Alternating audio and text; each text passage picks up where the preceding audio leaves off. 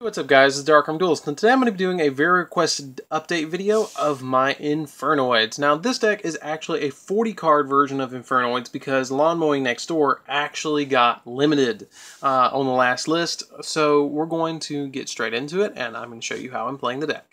Now I'm playing the Fusion variant, just saying, and it's actually very interesting, so don't run away yet, don't be afraid, we're going to take this journey together and I'm going to show you how to do it. So let's get into it. So first off, I'm going to play 2 copies of Infernoid Anunku. Anunku is awesome. It's like a god card because you have to banish 3 Infernoid monsters from the graveyard or your hand to special summon who's total, and then you can only special summon, you can only control Infernoid monsters. Now all of them have this effect, and if you haven't played them before and you're just getting into them, let me explain this. With all Infernoid monsters, you can only control 8 or lower levels. So if I special summon Anunku, I can't special summon another Infernoid until Anunku leaves the field. So, of an effect monster. But ranks don't count, and neither do links when links come out. So the extra deck may change a little bit after links come out. But the important thing about Anunku is that when it's special summoned, you can destroy all other monsters on the field, which is crazy. He comes out and he just dark holes the whole field. And then once per turn, during either player's turn, when a spell or trap is activated, you contribute 1 monster, negate the activation. If you do, banish that card. So you can negate a spell or trap, which is awesome. Now Deviati is the exact opposite. You still have to banish the 3, and I do play 2 Deviatis. I know some people play like 1 Deviati and 2 Anunkus, or 2 Anunkus, 1 Deviati, but I just like the 2 and 2. Just in case one of them gets banished. But the effect of Deviati is that when it's special summoned, you can destroy all spell or traps, which is a board wipe ability. And then it has the same effect that you can, during either player's turn, when another monster's effect is activated, you contribute 1 other card and banish it, which is crazy. It's just crazy, crazy, crazy. These are 2 of the most powerful boss monsters ever to be created in the game, and they're really easy to get out too. Then we play 2 copies of Untadel, which is the level 8 Infernoid. Basically, when this card is on the field, you can banish 2 Infernoid monsters from your hand or graveyard. It has the same effect about the level 8 and everything else, so you just make this. The other thing about this is when it destroys an opponent's monster by battle and sends it to the graveyard, you can activate this effect to let it attack again in a round, so they can take another one. And then once per turn, during either player's turn, you contribute 1 monster to target 1 card your opponent controls, in their graveyard, and banish it. Which some of the other Infernoids after this have that effect. Like the level 7 Infernoid has that effect. Its effect is that when if this card attacks an opponent's monster, you can, during the end of the battle phase, banish 1 card on the field, which is crazy. And then once per turn, during either player's turn, you contribute it, like I said, to banish 1 card from your opponent's graveyard, or tribute 1 monster to banish a card in your opponent's graveyard, which helps you get the Infernoids that you don't need off the field. And this one you banish 2 for. The last one that you have to banish 2 Infernoids is 1 copy of Infernoid Sajet. Now the reason I'm playing this is because of a card that I play later, which is kind of important to play like a couple of different Infernoid monsters. And I really like Sajet. And I almost considered playing more than 1 copy of Sajet, because when it attacks, when this card declares an attack, you can banish 1 monster from your opponent's extra deck,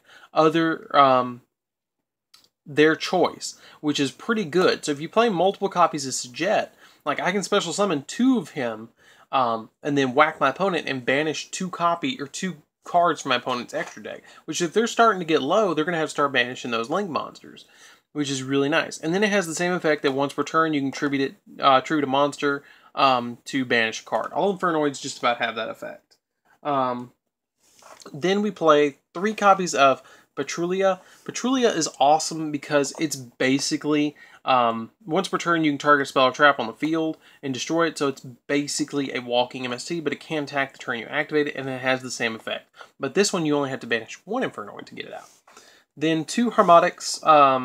Harmonic is, once per turn you can banish, or you can target 1 monster on the field and destroy any monster on the field, but it can't attack the turn. Again, you only have to banish 1 Infernoid to bring it out, and then once per turn during either player's turn, it has the same effect that you tribute it, blah blah blah.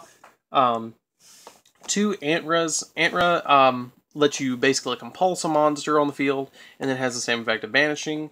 And then the weird one, actually I'll get to Decatron in just a second.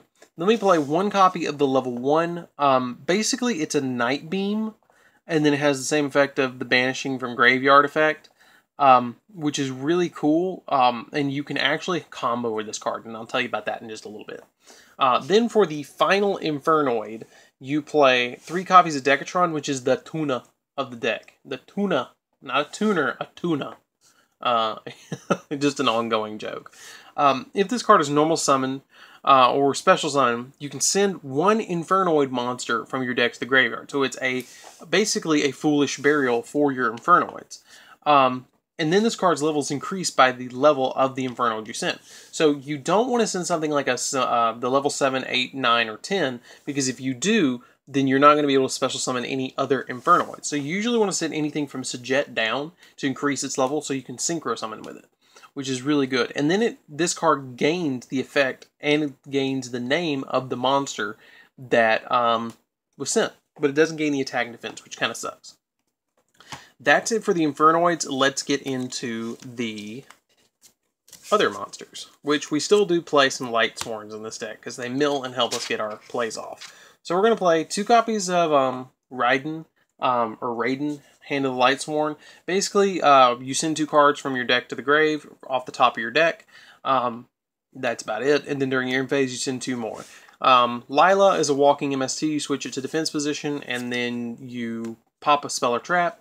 And then the other nice thing about Lila is that if it's on the field during your end phase, you send a 3 cards off the top of your deck. Now, I don't play Lumina. You can put in Lumina, but I just didn't because I don't know why I just didn't.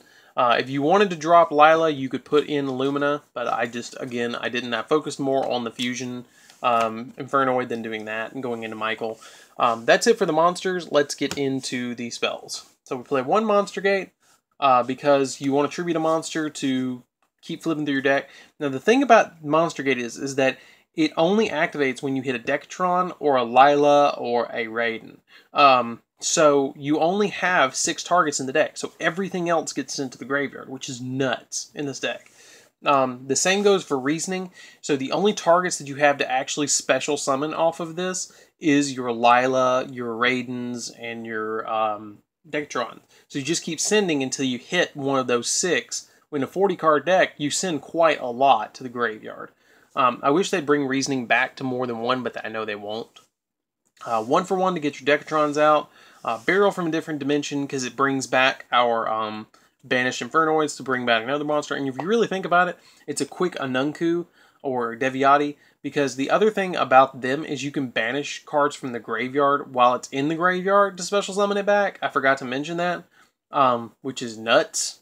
Then you play 2 copies of Charge of the Light Brigade. Charge of the Light Brigade just searches our Raidens and our Lilas and then sends 3 cards off the top of their deck.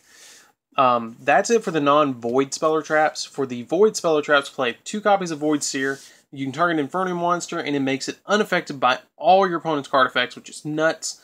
And if an Inferno monster, the other thing about it is if it's in the graveyard, then you can banish it from the graveyard instead of destroying one of your Inferno monsters. Then I play 3 copies of Void Imagination.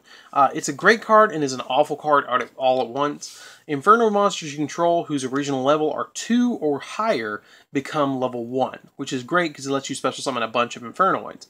And all battle damage your opponent takes is halved, which sucks. I know. But this is actually the fusion spell to summon out your Infernoid fusion monster, and we'll get into that right now. You can send this card from your field to the graveyard to fusion summon from your hand or your side of the field fusion materials to make a fusion monster that's an Inferno monster, which is really nice. If your opponent controls a monster that was special summoned from the extra deck, which is going to happen quite a lot, you can send up to 6 monsters from your deck. 6 monsters from your deck. Oh my god. To make the materials. So that's crazy. So if I have 2, this can go up to 10 materials for effects. And I'll read the effects in just a minute, because we only have about 2 more cards to go through and then we're done with the main deck. So that's the fusion card. Then to search the next cards, I play 3 copies of Void Vanishment. Void Vanishment is actually a pretty damn good card in the deck because you can discard 1 card to add a Void spell or trap card from your deck to your hand, except Void Vanishment or Null and Void. Also, you cannot normal summon or set for the turn, which sucks. But it's not that big a deal, and you can't special summon except for Infernoid monsters. And then once per turn, if a Infernoid monster you control battles an opponent's monster, after damage calculation, you send this card to the graveyard to banish both monsters. So it gets rid of a problem monster that you just don't want to put up with. So that's it for the spells. Let me show you the 3 traps we do play in the deck, which is probably going to be pretty damn obvious what they are, but we're going to play them. And that's the card that we're going to search usually with our Void Vanishment besides our Void Imagination, and that's 3 copies of Void Feast. Now there is a combo with this and Void Vanishment, and I'll tell you about it in a second. You can send 1 Void spell or trap card, which is going to be our Void Vanishment, from your hand or face up from your field to the graveyard, special summon up to 3 Infernoid monsters, ignoring their summoning conditions whose level total exactly 8. So what we're going to do is on our first turn, we're going to activate our Void Vanishment, discard a card, search our Void Feast, set our Void Feast, and then on our opponent's turn, activate our Void Feast during their end phase, or if they try and Twin Twister it to force our hand. Activate this, send Void Vanishment to the graveyard, special summon our 3 Infernoids, and then be good to go and ready to roll for whatever we want to go into. So that's it for the main deck. Let's get into the extra deck. So we're going to play 3 copies of the Infernoid Fusion monster. It's actually pretty damn awesome at 3,400 attack and 3,600 defense. It has a couple of different effects, and depending on how many materials you dump into it, depends on what effect it gets.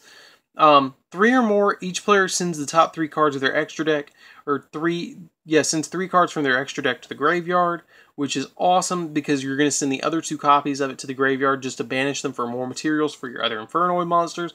5 or more, each player sends the top 3 cards of their deck. Again, more materials for banishing for other Infernoids. 8 or more, each player returns up to 3 of their banished cards to the graveyard, which is more materials. And then 10 or more, which I've done before, each player sends their entire hand to the graveyard. So it can really overwhelm your opponent really fast, especially if you've already gone into a Deviati or an Anunku that turn to send all their spell and traps or all their monsters on the field to the graveyard. Then for the XYZ monsters, we're going to play 1 copy of Hope Harboring Titanic Galaxy, 1 copy of Lancelot Knight of Dark World or Underworld. Really great card in this deck. 1 copy of Red Eyes Flare Metal Dragon because it's easy to go into. 1 copy of Draco Sack, again pretty damn easy to go into. 1 Crystal Wing because that's the main card that I'm going to try and get out because it's just so damn broken. I'm still proxying it because I haven't gotten one from Battles of Legend yet. Just the same with Omega. Any deck that banishes needs an Omega in the extra deck if it can synchro. 1 Stardust just to protect our cards that we want to keep on the field. The Clear Wing because you might want to summon Clear Wing because it does help out quite a lot in this deck. And it's still a great card even though we have Crystal Wing, and it lets us go up into Crystal Wing if we need to with a Decatron. Black Rose because you might need to wipe the field besides Anunku. Coral Dragon because it's just great. Brionic because it lets us dump our hand to pop cards back to the hand, which is still pretty damn good. And a Formula Synchron because with Void Feast, you can bring out the level 1. The reason I played the Sajet was because of this. Because you can bring out, let me show you this quick combo and then I will be done. You can bring out these 3 and actually go into a Formula Synchron with these 2. And then after you bring out your Formula Synchron, you'll have this and a Formula Synchron. You'll draw a card, and then you'll Synchro Summon into the Crystal Wing, and end with a Crystal Wing and a +1 draw, which is crazy good. But anyways, guys, don't forget to like, comment, subscribe. That's it for the deck profile. It's actually a lot of fun, and I could see this deck being really, really good when Link Summonings come out. You can actually edit it to throw in a couple of Link monsters, even though you really don't need them in this deck. Because you're really going to be focusing on getting Deviati and Anunku out the most of the time. So anyways, guys, don't forget to like, comment, subscribe, and I will see you guys in the next video. See you around, guys.